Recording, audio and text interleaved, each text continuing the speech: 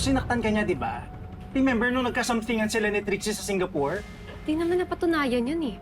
Sabi ni Marco walang nangyari sa kanila. And kung meron man, magkaiba naman yung nangaliwasan ng kidnap.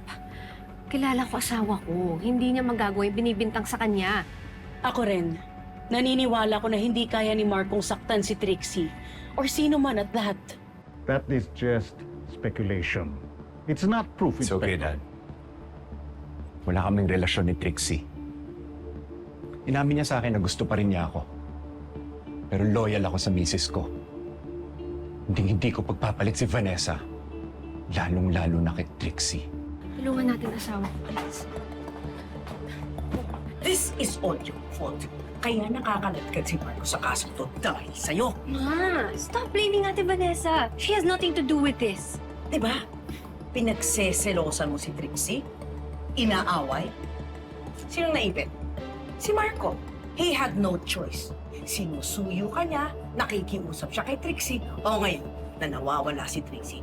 Sinong pinagbibintangan? Si Marco. So no, Lexi, it is not true that this woman has nothing to do with it. Because this woman has everything to do kung bakit nakakaladkad si Marco sa kasong to.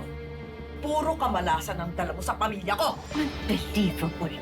Sa mata niyo, ako pa rin ang mali. Bakit? Totoo naman, di ba? Puro problema lang dinadala mo sa amin.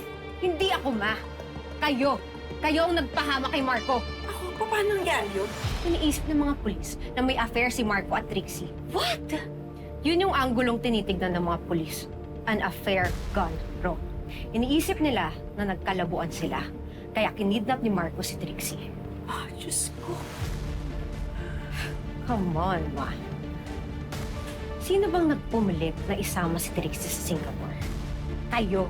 Dahil dyan sa galit niyo sa akin. Dahil ayaw niyong tanggapin ako pinili ng anak niyo. Ayan, nasa sentro na ng investigasyon si Marco.